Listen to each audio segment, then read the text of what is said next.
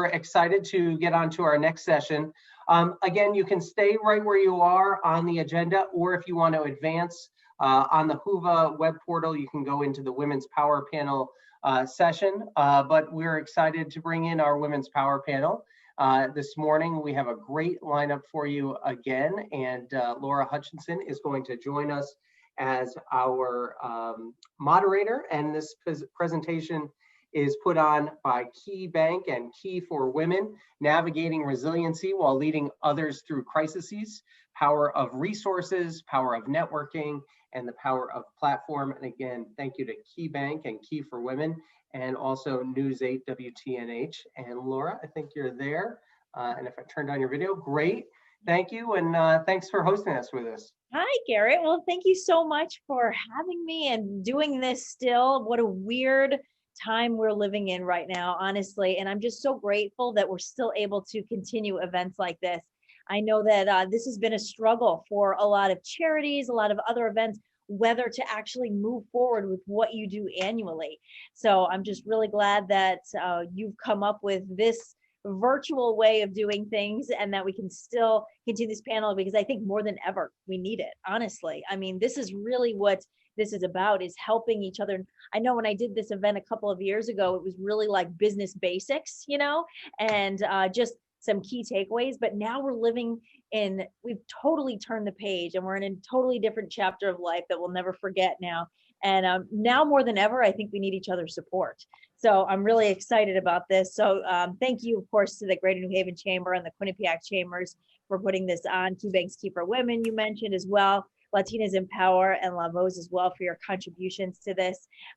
Really just so happy to have this. And we have a great panel. And for people who are watching us right now, I just want to let you know that everyone's bios are available to you, which you can read. So we'll save you from going through the details of everyone, but I do encourage you to go through the details yourself and read about everyone. But I will just introduce our panel quickly so you know who we have here. We do have Lieutenant Governor Susan Bysowitz with us this morning. Thank you so much for being here. And Marilyn Alvario, founder and CEO of Latinas in Power. So happy to have you here today. Courtney Janjika, East Territory Retail Executive, Key Bank, and Patricia Melton here, Executive Director of New Haven Promise. So we really have a great panel. And some of us have already had the chance to chat outside of this panel. And we were just feeling inspired and ready to go for today. So I think we're ready to go. Listen, for our audience too, we want to start with a poll question, because this is really about engagement.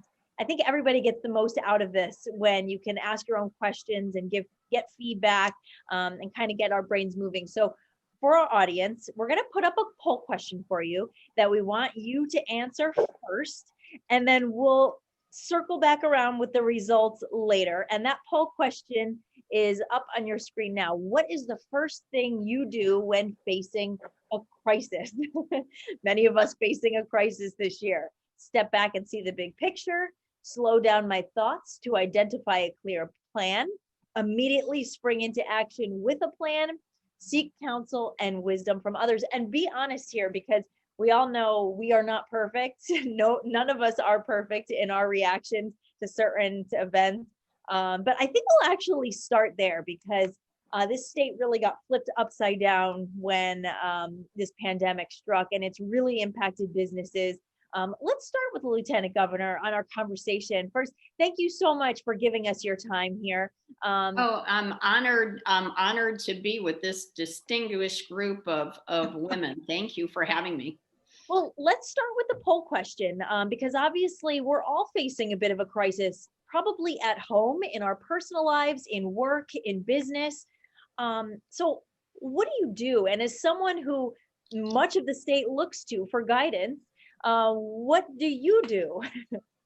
Well, I'll tell you that, first of all, we have an incredibly diverse team of cabinet secretaries, and the governor and I meet with them regularly. I chair the Governor's Council on Women and Girls, and the 27 people who are our commissioners are part of that. And we established that because we wanted to make sure women were empowered. The governor also will meet regularly with his cabinet members, and they're a diverse group. So we have almost half women, many people of color. We have a very historically diverse group of leaders that I think has helped us lead really well. And when this pandemic struck, I'll just give you one example. We wanted to collaborate with our biggest hospitals because we were very concerned that our hospitals would be overwhelmed very quickly.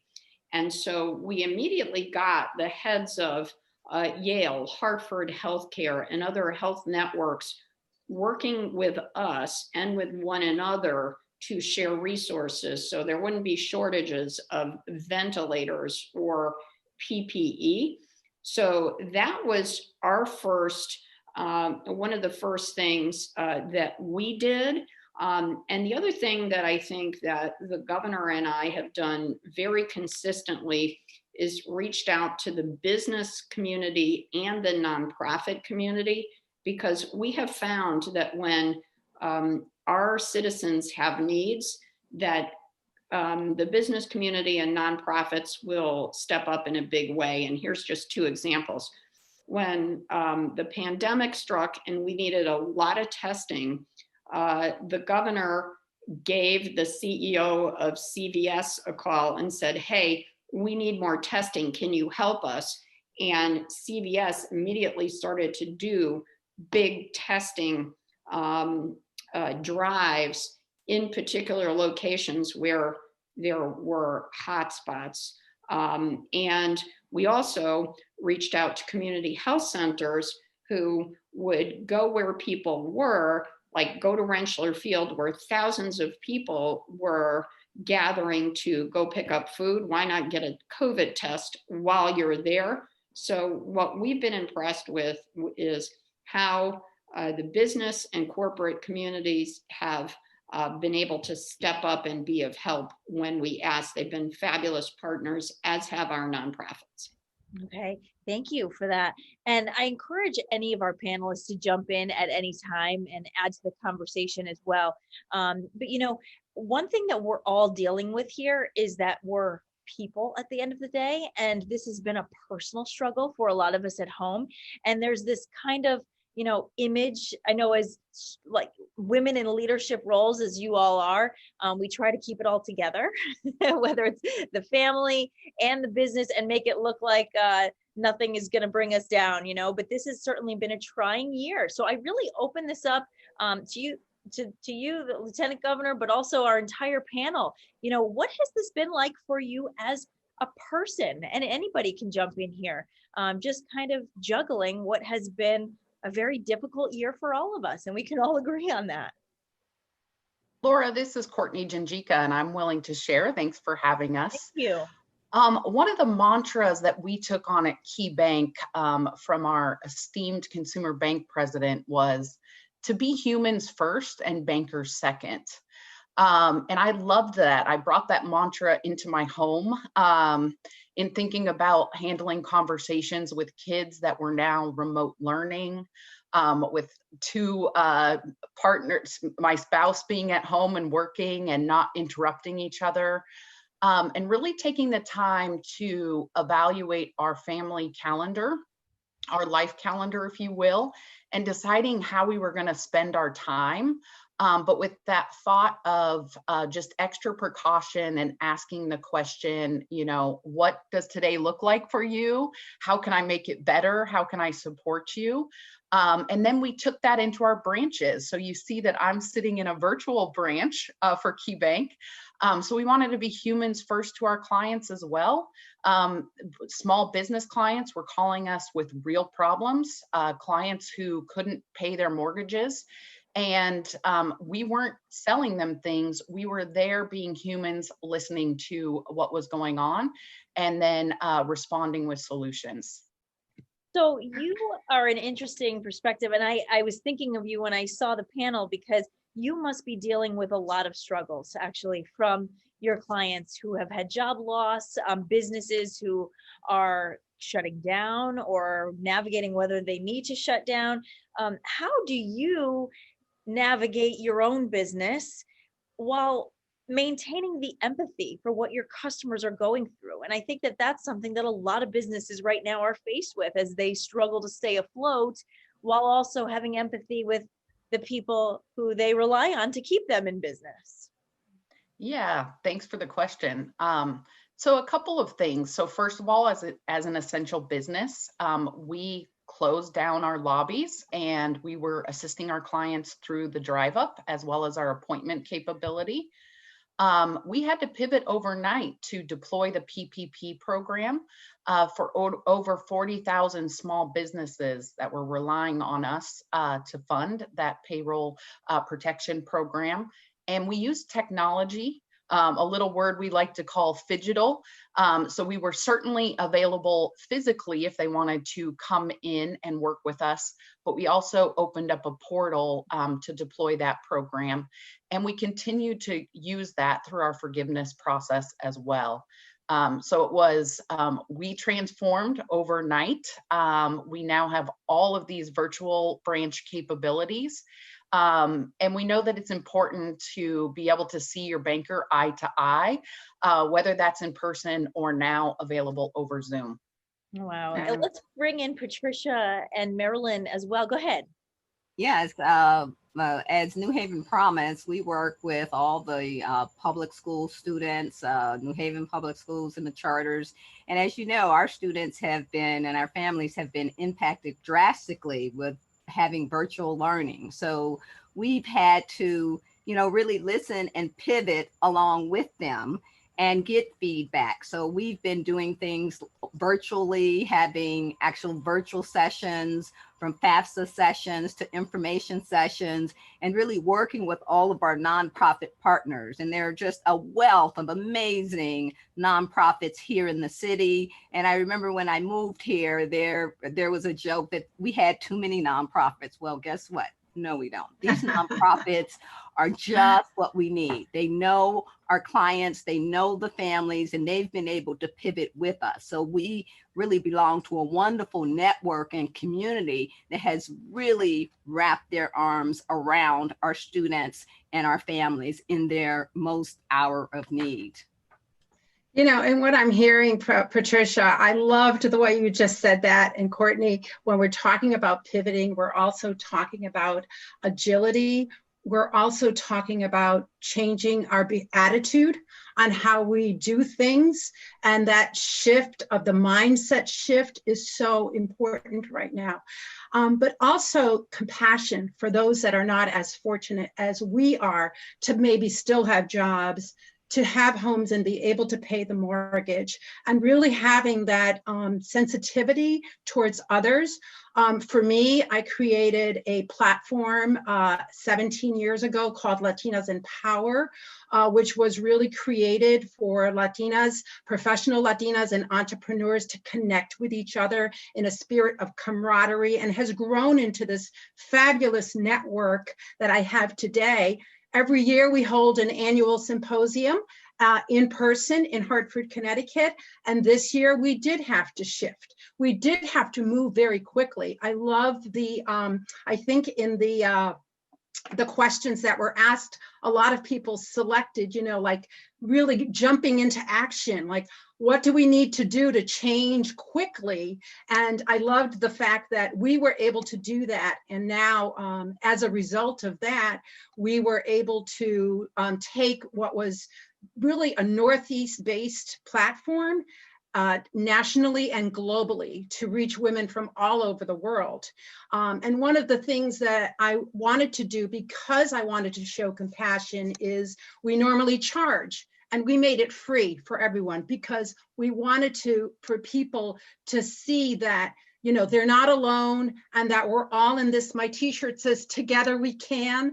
And I just really believe that working together, and women are so resilient. When we talk about the power of resilience, that's what I hear coming from Courtney and Patricia right now, is that we know what to do. We know how to jump into action. And we have been able to do that through our various platforms that we've all created to build the network that is needed. And if I could just take off on some of the points that Marilyn has just made so eloquently. I think I think it's important to always ask. Wherever you are, if you see a need, you have to ask others to help you fill that need. And what is incredible to me about this whole pandemic experience is the generosity of the people of Connecticut. I have never seen anything like what I have seen when I have gone to food distribution lines at Rentschler Field in Hartford. When I went and saw 1,800 cars waiting in line for food, that is something that you will never, ever forget. But here's the thing, so many people either stepped up in a big way to contribute. Individuals, companies contributed so that Food Share and Food Bank can do what they do, but also people who couldn't contribute contributed their time and volunteered. Every distribution, you would see dozens of volunteers handing out food. It is, that is remarkable. So when there's a need, we have to remember as leaders, as business owners, in whatever sector we are, public, private, or nonprofit, if there's a need, we have to ask, because what is amazing is how generous people are, and they will step up.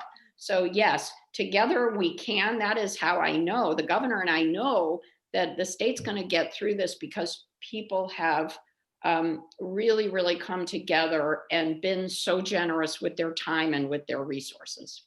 Yeah, and how about resources that are available too that people might not have realized? You make a good point that we have a hard time asking for help. So we don't necessarily know what's out there too if something is available. And I'm sure there are resources for businesses or people who are struggling and they just don't know about it, right? So there are, and I just want to give one, and I bet every one of the panelists can give others. So one huge resource for businesses is the Women's Business Development Center. They're located in Stamford, but they have offices all over the state, and they have business counselors that are available by phone to help people apply for PPP, the HEDCO loan program, the state of Connecticut bridge loan program. What's amazing about the business counselors there is they can help the smallest businesses, women-owned, minority-owned, owned by white men, doesn't matter. They will help small businesses, and they're just incredible. And so that's just one huge resource out there. You need a business plan. You need to know what corporate status you should have. You need to know how to apply for different types of assistance.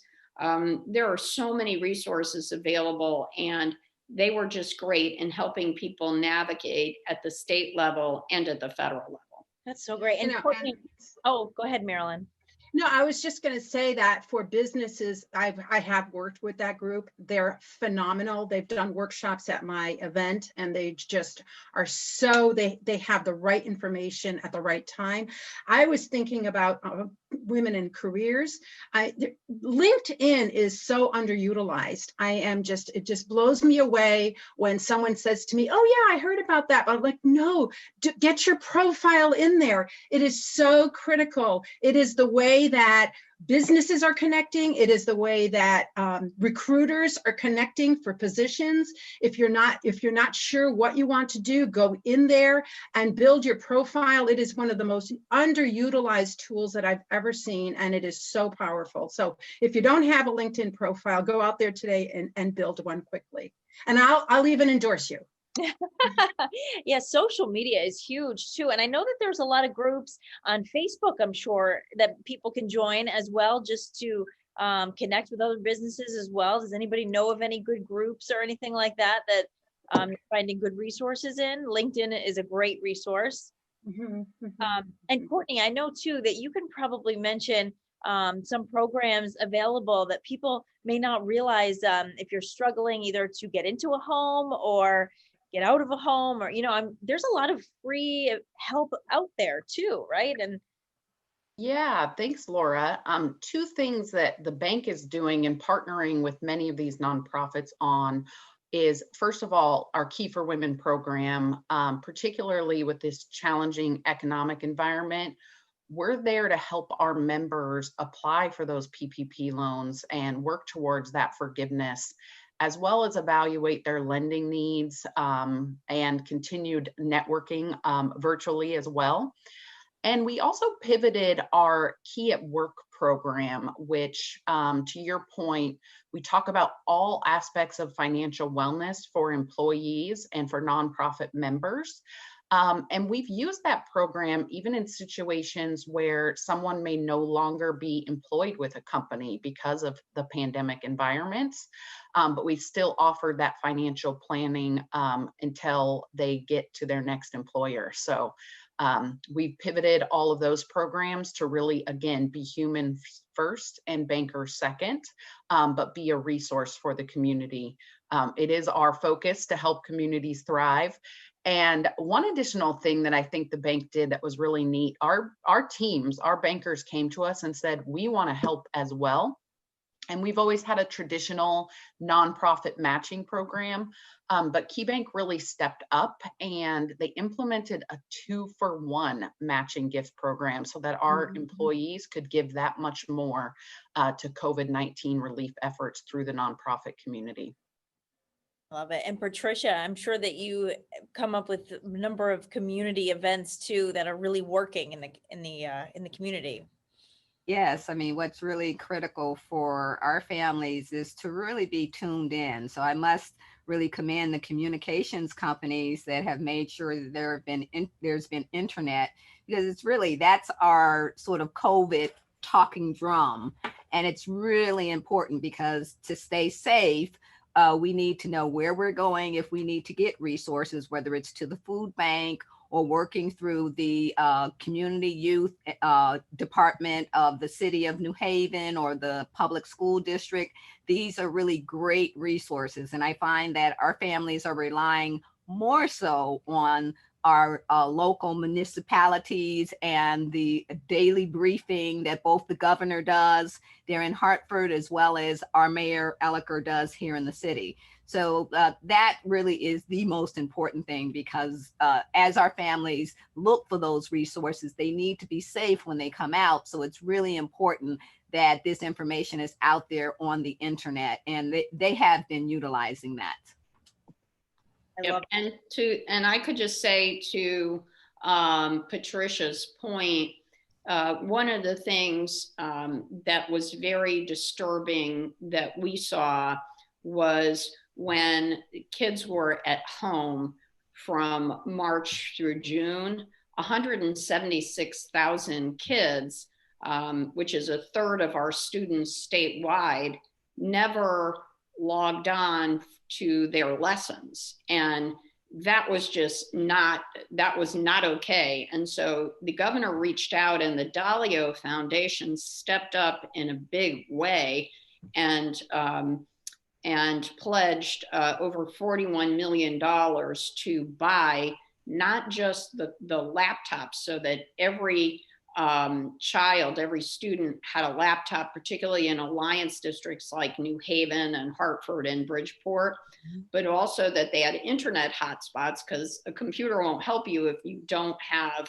connectivity, to Patricia's point. And what we found when the Dalio family did that is students were doing things like completing their family's census online, for their parents, and they were watching food distribution and where COVID testing was, and all of these things that are critical to public health and to wellness.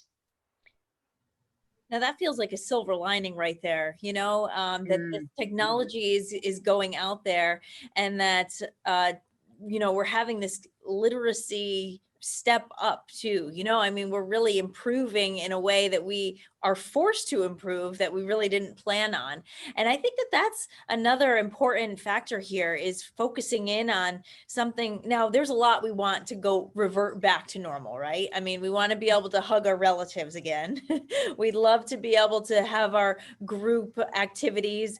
But there are some things I think many of us might want to stay, maybe we're seeing some good come of this. And as as you're talking about kids learning remotely too, do you think that any of this might continue in the future, even when we have a vaccine and we are getting back to what's normal, so to speak? I absolutely will be continuing the platform that we've created this year, the virtual platform. This year, we ended up with 5 different events. Next year, we're planning on doing one every single month to continue to build the network. What we're hearing from women is that sometimes they don't know how to become part of a network. And so showing people how to, the power of networking with each other, what it can, how it opens up the door to resources and information and connection with other people. I have to compliment the Greater New Haven Chamber of Commerce for the app that they used for this event, Wovia, whatever it's called, but I signed up for a demo. It is just one of the best networking apps that I have seen out there. So things like this that we're starting to feel comfortable with, like people were uncomfortable with some things and now we're becoming more comfortable with them. And that's one of the silver linings that I see through the virtual platform. But for us, we have a in-person event scheduled for June 3rd at the Marriott, our annual symposium, and we're holding the date, hoping the vaccine comes through, but realistically knowing that we may have to, run a virtual event again. And so because of this, we have found that we are able to engage so much more with people from all over, especially those that just don't know how to reach out, that they feel a little bit more comfortable and a little bit anonymous behind the scenes and being able to participate in events like this today and still be able to get the information, but not put themselves out there. So we're hopefully building that network. I second that, building up on what Marilyn has said. Promise is a place-based program that, serves our students here in the city. And we have other cities, Bridgeport, Waterbury, Stanford, families there who really would like to access our services. So now that we're online, we've been, again, having these FAFSA sessions and financial aid sessions, and we now have students and families attending anytime, any place. So we will have sessions in the morning, we'll have sessions in the evening. No longer do parents have to gather their kids up, feed them, go to the school. They're able to sit in the comfort of their home and the security of their home and actually participate in something that's this important. So we've seen that representation of participation across the entire state. So we now have families participating, all over the state. So that's really opened it up. And I would say that's absolutely a silver lining that we'll continue to use this platform in the future. And I would just say that women, and the panel knows this, right? Because you're also good at it. Women are great multitaskers.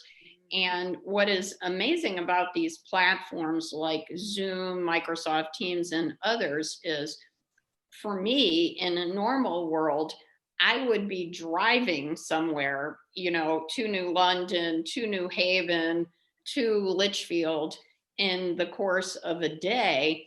And I feel like I've gotten so much extra time to talk to constituents, to work on issues because of this ability to just meet and not have to drive, an hour and a half to another meeting. So I have to say that this is very time saving and efficient.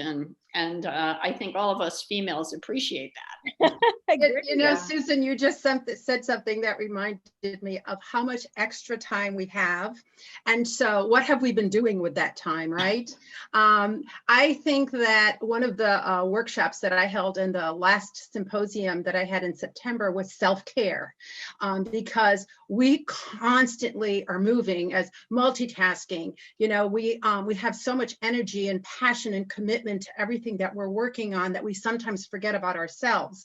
And so sharing those, tips on how are you taking care of yourself. Now, this may seem very silly, but for me, the first thing that I did when COVID hit, and I'm a remote worker and have been, but my office was in the back of the house. And the first thing I did is I said, well, if I'm going to, really be able to feel positive about this, I moved my entire office to a sunroom where I could look out to the backyard. And it made such a big difference in how I started my day and, you know, what I was able to accomplish. But also wanted to hear about from other women as to how are you doing self-care? How are you taking care of yourself? We have so many responsibilities with children. I mean, I'm fortunate, I'm a single woman. And I don't have those responsibilities, but think about the women that are juggling like the children and the job and all of the rest of the stuff that they need to do. You know, how are they taking care of themselves? I'd love to hear, you know, any tips that are out there to continue on being able to learn more about the importance of of self-care. Well, I'll say this, Marilyn, because, you know, getting back to multitasking and the ability to do a lot. So I find myself cooking at home a lot more, and I love to cook. And often I will be on municipal leadership calls with the governor and all of the mayors and first selectmen, and that call is usually at 5 o'clock.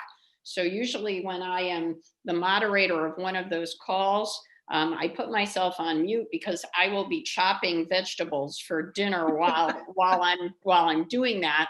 But what a pleasure. If I don't have to drive around the state everywhere every day, then I have more time to make dinner for my family.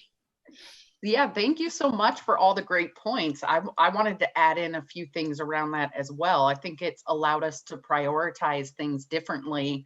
I'm a spa girl myself, and I had to order the spa to come to me. But how that fits into self-care, I think also fits into financial wellness and what keeps you up at night. Many people, KeyBank's been touting financial wellness for a long time, but it was hard when people didn't really have anything going wrong. They didn't know that they didn't have everything going right either. So just as you have that spa appointment, we've now made it with this virtual branch, the ability for you to meet with your banker, whether we're in a pandemic or not, and evaluate your situation. Make sure you're not paying too much, and make sure you're saving where you can, and regiment that just like the spa. So, and for me personally, I also like to craft as my downtime. That's my little bit of peace to hide in the closet and craft right now. So, great conversation here. I have to say, I've really been enjoying the nice weather that we've had too. I don't know how it's happened, but we've gotten so lucky this year that it's made it very walkable. And I'm actually a new mom. One of my struggles this year personally is that I had a baby in January. My dad lives in a nursing facility, and so he was able to meet my son briefly, but he hasn't been able to see him now since February, because he's, it's just window visits at this point, just for safety. And so that's been a big emotional struggle for me this year. And I've found, raising a baby in a pandemic, working these overnight hours that I do work here, I have made a point to feel very grateful for what I do have around me, and the support system that I do have with family who is in our bubble, so to speak, being able to ask for a little bit of help, being able to walk my dog. I remember, walking my dog was always a nice activity for me, but now more than ever, I think it's a necessity in my life, just because the fresh air and just being able to work through, what I have going on as well, and how I can be a better mom and, still bring my A game to work each day while not sleeping very much. We're teething right now. So if any of you have been through that, just kind of trying to work through it. I have found that walking my dog and taking walks and enjoying the nice weather, that I don't know how we've gotten it. To be honest, it's been very mild late in the year. It feels like a gift. And I have recognized that gift and taken advantage of it and gotten outside a lot more this year than I think I normally would. To Marilyn and Courtney's point, I think the other silver lining in the pandemic has been families and individuals have been doing a lot of walking, running outside, biking, doing outdoor activities with one another. I know my husband and I walk every day, and we see dozens more people than we would normally see or we had seen before. And also, we go walking routinely in state parks, and we have seen many, many families taking advantage of state parks who might not have done that before. It's a great family thing. It's also really great for you and to be out there exercising. And as you point out, the weather has really cooperated. It's true. You know, gratitude and bonding, that seems to be like the gift that has been given to so many of us. And so with gratitude, I'm so glad you brought that up, because there are such simple things now that we are so grateful for. Walking the dog. So I have a COVID puppy. She's right next to me right now, a little rescue. And her name is Lily Pad. And my gosh, she has brought so much joy into my life. Can't we see her? Can you show us? Yes. Yes, we need to see. Come on, if we're going to talk, we might as well This is see Lily. it. Oh, This is my little COVID puppy. Really? She's 5 months old today. She's a rescue. adorable. So, Fun. you know, that's one thing I did. The second thing I did to treat myself was that I joined a writing group, a women's writing group. And it's been so wonderful, because the assignments were to just spend 15 minutes writing about something, whether it's a person, a scenario. And what I was surprised at is what I was writing about, like things in my life that I remembered and that I appreciated. So that additional layer of the gift that we've been given of the time and of being able to stop and just be really appreciative of the little things in our lives. Through my new writing group, we continued it. We're calling ourselves Writing Angels Group, so WAG. And we meet every Tuesday, and we just, share the stories with each other. I wouldn't have been doing that before, but taking that time, and I'm so grateful for that. So thanks for bringing up the idea of gratitude. So that raises a good question. You mentioned this writing group, and there's a lot of clubs out there that people could be a part of. And I think one thing that we're all guilty of is saying, I don't have time for this. I would do this, but ... And we've all ingrained ourselves that we just can't add anything. But when it does bring you such joy, you see in others that, wait, maybe there is time for that. So how do you find time? How do you find a group? How do you join something? How do you go about finding these groups and clubs, and even in a networking sense too? That's just so much your life. I usually put women in the search. And there's so much that pops up. That's my biggest tip, is I put in women. I put in Latinas, of course, a lot, because, that's, as a Latina, I'm always looking for other Latinas that are like-minded and that are doing similar things that I'm doing, so that we can connect. But women, forget it. There's a ton of stuff out there.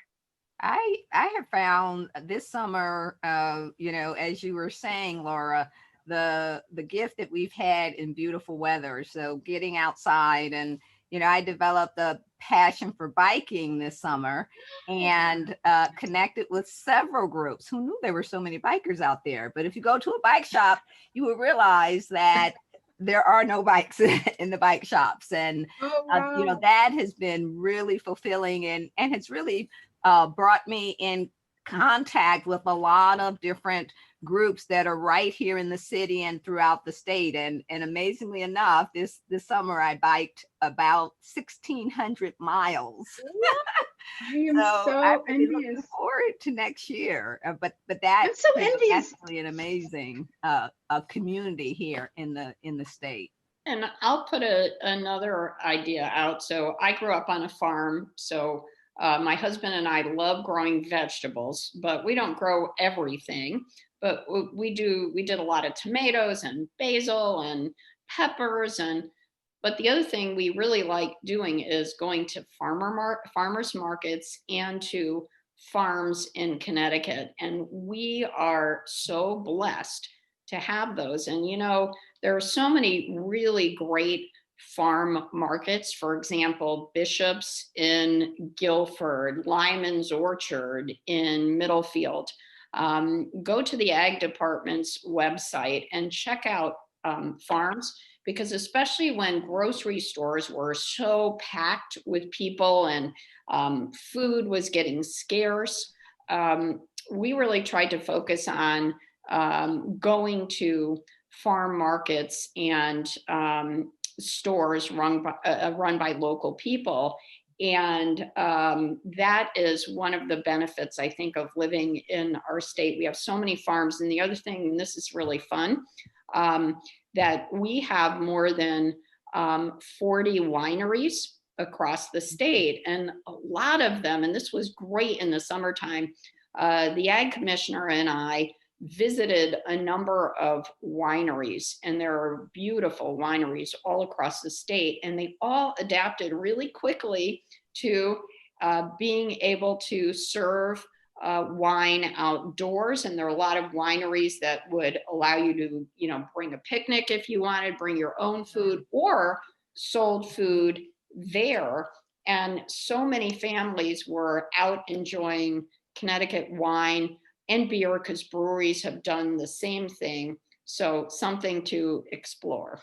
Susan, you just reminded me of how important it is for us to support local businesses and all of the restaurants and the local retail stores. I live in Essex Village, and there's a little sign on one of the stores that said, shop here instead of online. I mean, we have to support these businesses that we want them to be there when when this is over. So for me, I've made an extra effort to make sure that even if I don't need something, that I'm going to a store instead of, I know Amazon, I'm addicted, but to try to resist a little bit and go to the store and purchase locally, those local retail stores. So and that is such a good point, because we will be celebrating Shop Small Saturday, right, over the Thanksgiving weekend. So please do what Maryland's. Yeah, so not this weekend, Thanksgiving weekend, right? Oh, okay. Yeah, the traditional, Black Friday, Saturday. Don't go to the big malls. Don't be on Amazon. Please visit all of those great little shops. My hometown is Middletown. Come check out Main Street Market. Really just, isn't that great? Yeah, I love Middletown. West Hartford Center, downtown New Haven, of course, so many great places to get your Christmas gifts. Yeah. And, even I always really appreciate when I go into a restaurant and they buy their produce from different local farmers. I like hearing about that.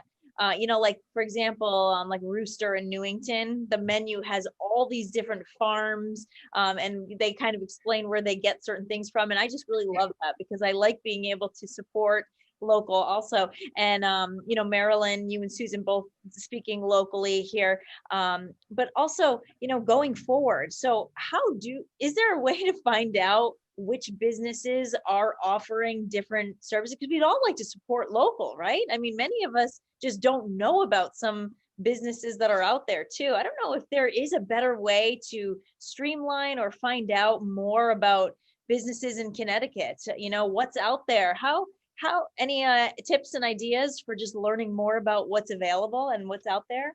Well, I know I love that.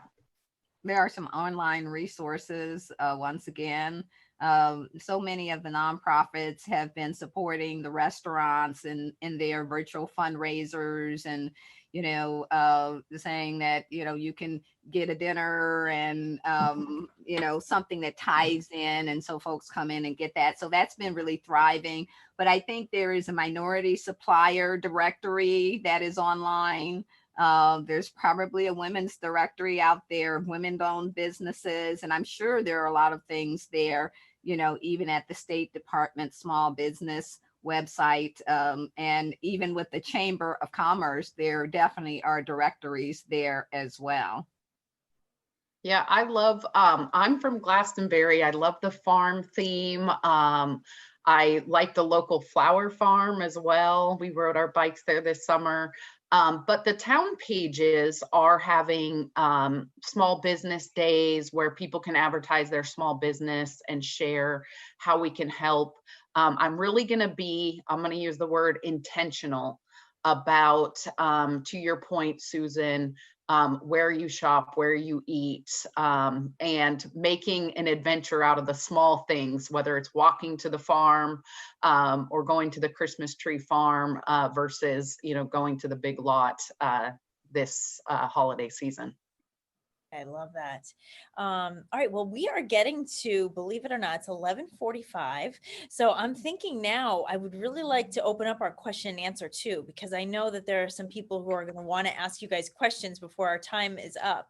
But first, let's get a look at that poll question that we asked in the beginning as well. Oh, and somebody is mentioning too the passport program too with the wineries. That's right. That's a good point. And there's a similar program for craft breweries, and we have more than 100 craft breweries, and I'd like to say more in the hopper. Oh, I love it. That's great. All right, here we go. This is our poll question that we asked in the beginning. So what do you do when you're facing a crisis? It looks like more people step back and see the big picture. Wow, that's great that the majority of people answered that way. Let's see. I'll be honest. I answered the last one, seek counsel and wisdom from others, because I just like to hear how other people work through issues. Immediately spring into action, 22. So it looks like we had some participants there, but it was the first one that had the most. All right. That's great. And I think we are going to try to get into our question and answer session as well, so that we can have some of your questions answered. And Garrett, I think, are you going to help us out with that? Go into that chat. Yeah, Laura, I can. And so we'll just let everyone know, if you have questions, please put them in the chat. It's been a great conversation. Appreciate all of our panelists, including Lieutenant Governor, being with us this morning. So again, if you have questions, put them in the chat. I know not everyone could participate in the poll because technology, we're using a web conference platform, and just through Zoom, it didn't completely transfer over. So I'm sure a lot of people had thoughts on that poll question as well. So if you didn't have a chance to answer that, maybe if you have a question, or give us your comment about what you feel is the best way to deal with a crisis. Oh, go ahead. There was a question on the, how do you pronounce it? Whova app for this panel. The question was, what is your favorite TED Talk? Like, which is your favorite TED Talk? And I was thinking about that, and there is for me, there is a young Latina out of Texas. Oh gosh, I forgot her name. I'm going to put it in the chat.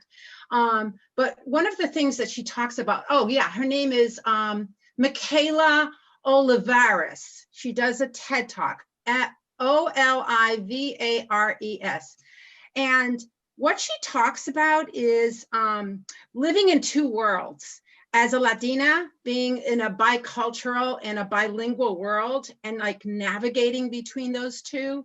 And so I was listening to her the other day, and she's like, I don't know, 18 years old, but she speaks so eloquently. Just reminded me of how many young women are out there that are stepping up and that are really trying to like get themselves, their message out there, and to help write the narrative about women, because often the narrative of women are written for us.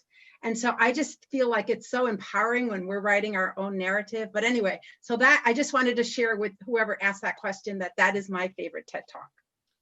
And I just want to say that Maryland has done the same thing that President-elect Biden has done. He's bringing 2 sheltered dogs to the White House. They're German Shepherds. How cool is that? And apparently there's never been a sheltered dog in the White House. And of course, Kamala Harris is going to be our vice president. So Couldn't let this women's power panel finish without mentioning that.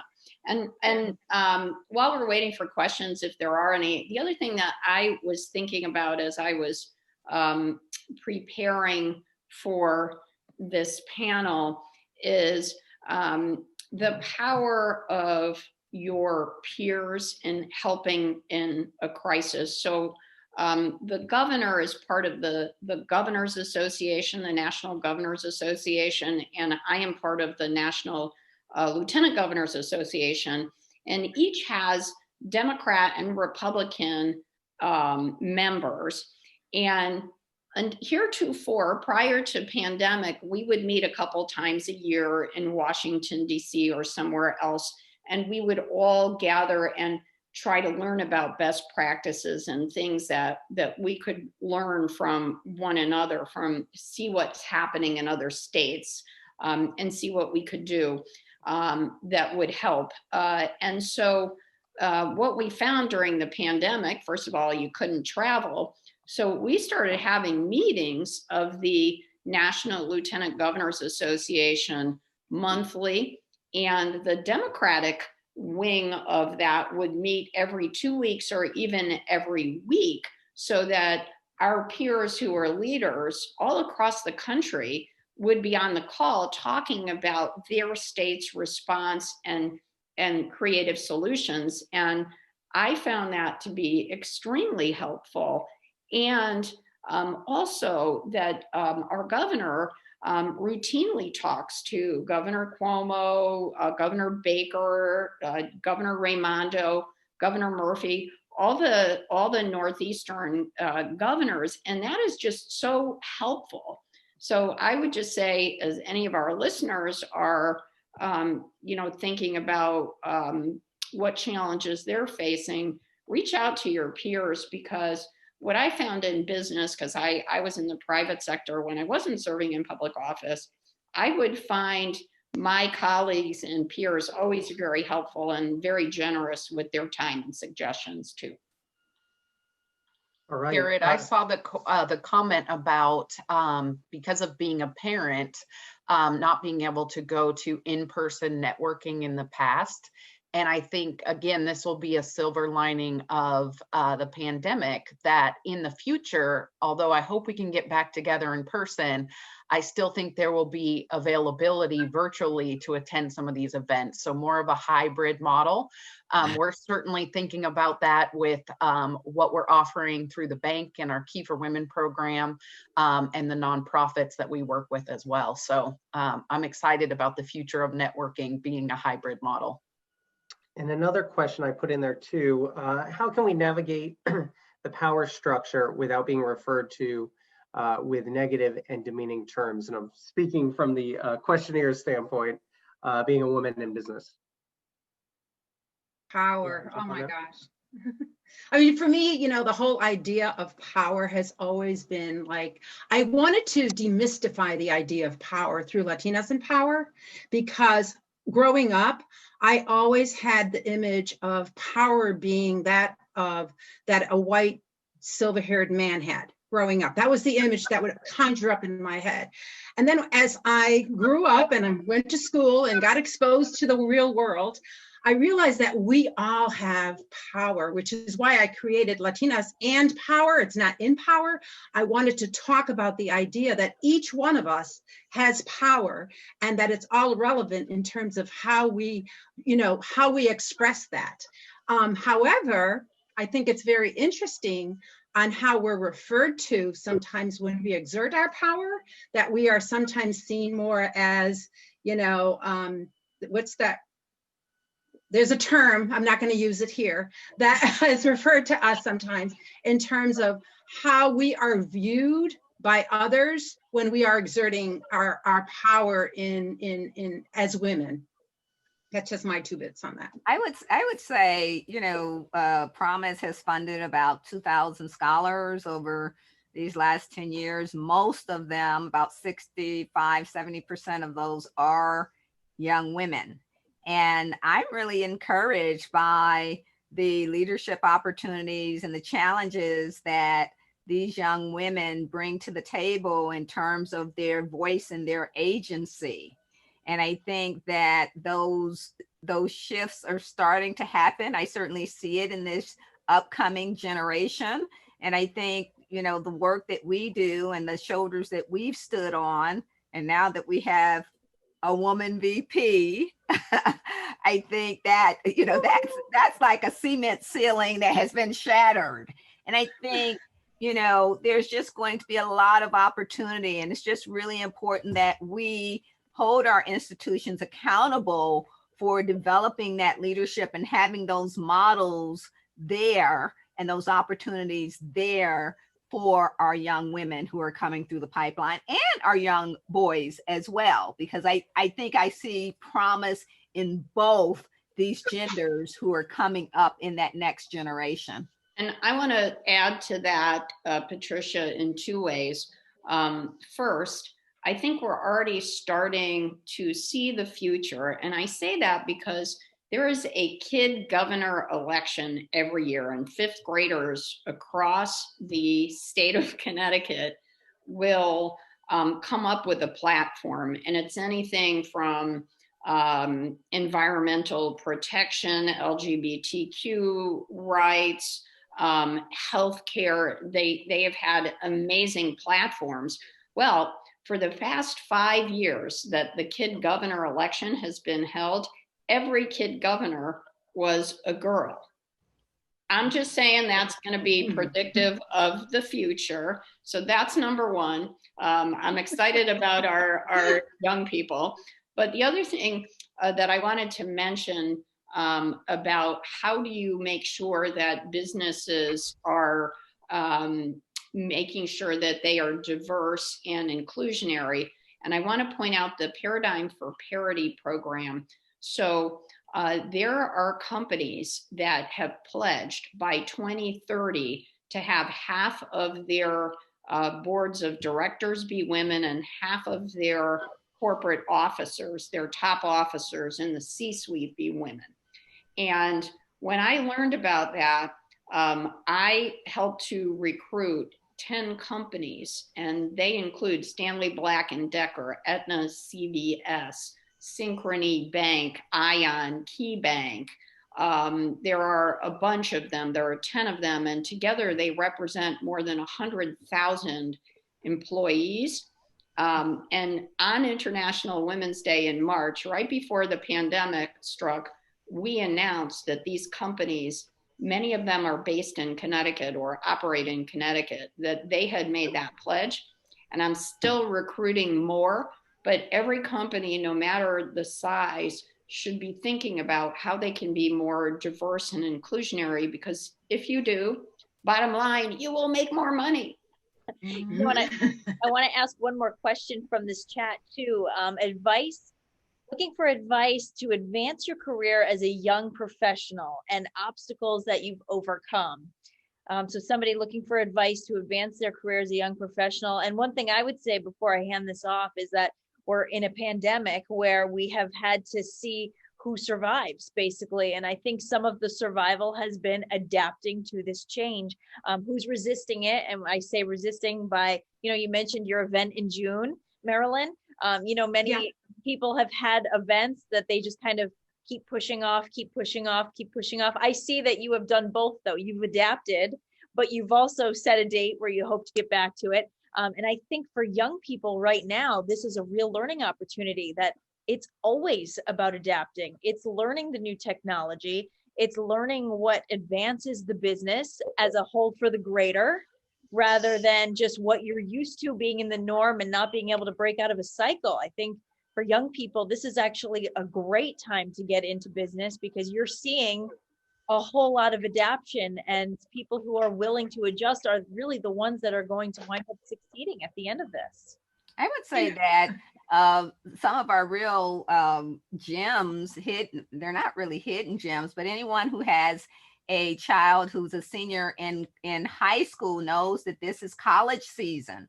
And so, you know, these colleges have moved forward and provided, platforms to do college visits that have been online.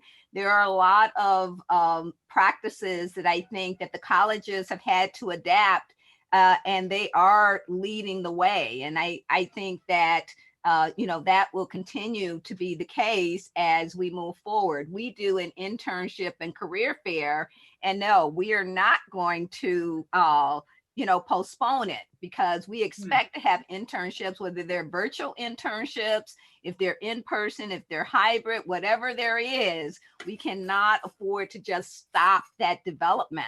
And so our internship fair will be completely virtual and online, but we don't have to venture into that territory alone, because the colleges are all doing virtual recruitment right now. And so there are, lots of models and people who are, just getting out there. And I think this really speaks to our, some of the strengths that our young people already have, which they are digital natives. And, they will help lead the way in terms of how we adapt. Gosh, Patricia, those are such important points. And Laura, when you were talking about like the skills that young people do need today, there's one that I've been honing in on, which is self-management. As we continue to live in a remote world and having this kind of time, it is critical that we understand how to manage our time, how to manage what we spend time on, and how to measure that if we are actually, accomplishing things, completing things. Young people, sometimes there's so much going on out there, but self-management is a skill set that is going to be needed in the 21st century moving forward. I agree, Marilyn and Patricia, and I would just add, with this newfound time in this virtual world, I think it's really important to ask for that virtual office visit and network within your company, as well as outside of your company, and just ask what opportunities are available and what skills would be needed to pursue those opportunities. So I think now more than ever, we have the time, and if we prioritize our careers, we can definitely build those relationships. Now's a good time to be bettering yourself. And I want to just mention too, somebody put this in the group chat, that Untapped Potential is having a conversation on how to network. So this could be very useful for people. So look them up, RSVP to the event. It's called Lift Each Other Up, Mentor, Mingle, and Panel Discussion, Thursday, November 19th from 7 to 8:30 p.m. So again, that was Untapped Potential. So look them up for a networking event on Thursday. I think that's great.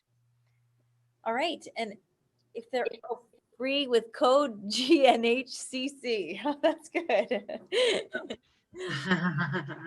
Great. Well, thank you, everyone. Laura, appreciate it. And to everyone on our panel, great job. I don't know if any of you can stick around for a few minutes, but if you can go over to our Zoom lounge, and any of the participants can go over and continue the conversation with you for a few minutes. I know we're running a little bit late, so if you have to go, understand, but we really do appreciate all of you being part of the panel this afternoon.